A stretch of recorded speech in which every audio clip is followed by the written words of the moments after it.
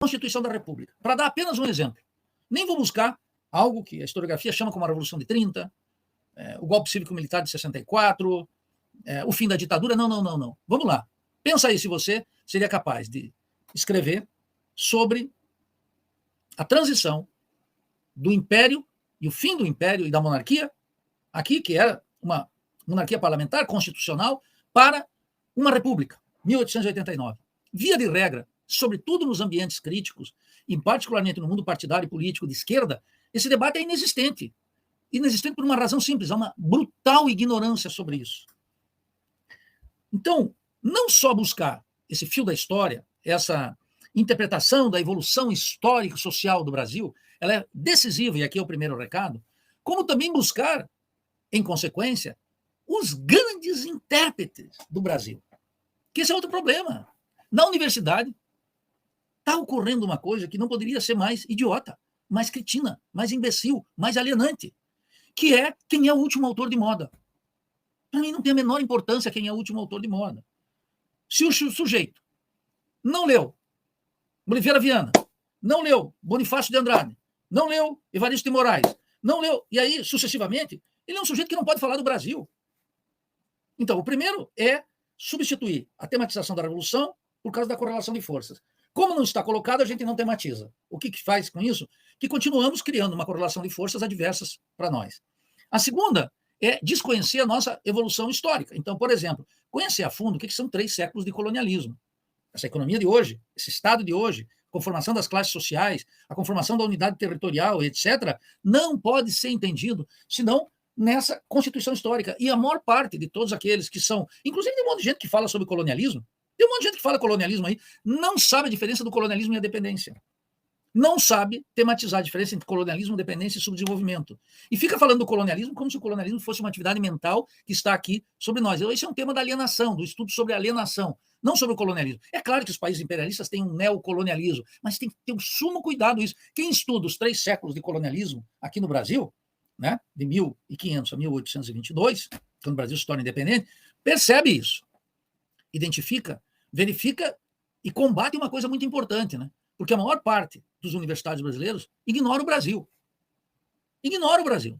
São alienados geograficamente. Assim como existe uma alienação energética, tal como mostrou o Bautista Vidal, esse físico baiano extraordinário, que junto com meu amigo Gilberto Vasconcelos tematizaram a necessidade de transitar da energia fóssil para a biomassa, a energia limpa e abundante entre nós, cria-se aí uma alienação energética. Aqui tem uma alienação que as pessoas não sabem. Se Pernambuco faz fronteira com a Paraíba. Percebe? Sabe nada. Não sabe com quem que Minas faz fronteira. Aí vocês estão no norte de Minas, hein, Alex? Não sabem.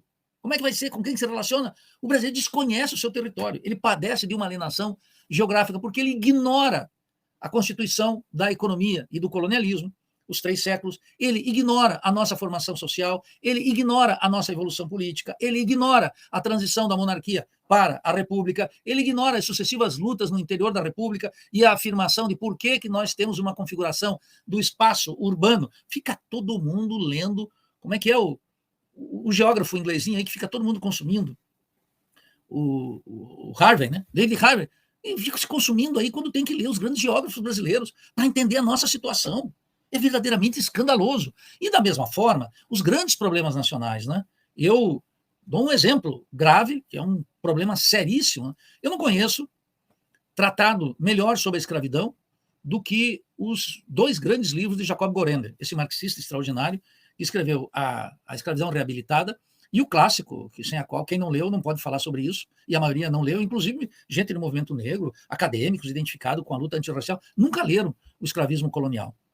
E o Jacob Gorender era um homem que conhecia particularmente Minas, e as lutas dos negros e dos africanos em Minas, e a forma de estruturação das fazendas, e o trabalho da produtividade, e o lance dos mercados, e é um trabalho mais rico que esse, é absurdo.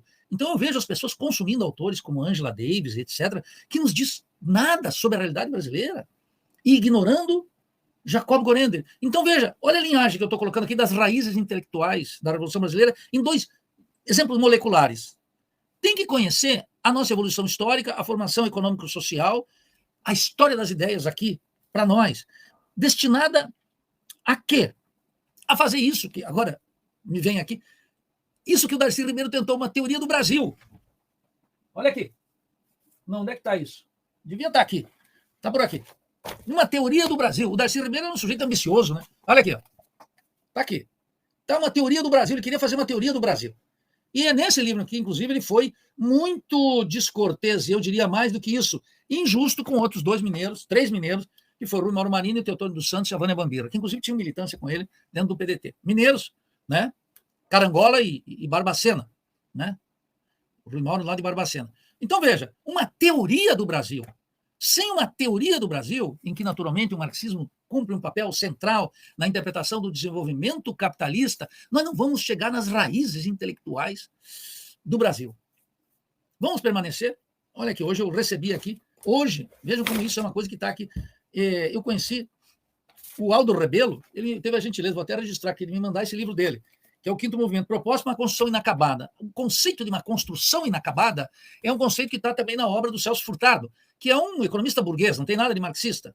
E eu lendo aqui o trabalho do Aldo, que ele fez a gentileza de me mandar, estou vendo o mesmo enfoque de construção inacabada, não quero opinar porque eu não terminei a leitura, mas eu vou fazer a crítica desse livro, e eu fico observando que, naturalmente, se você não entrar, você como estudante, como professor, como militante político, não entrar nas raízes mais profundas do Estado, da economia, do jogo das classes, da cultura brasileira, vai ser um postiço.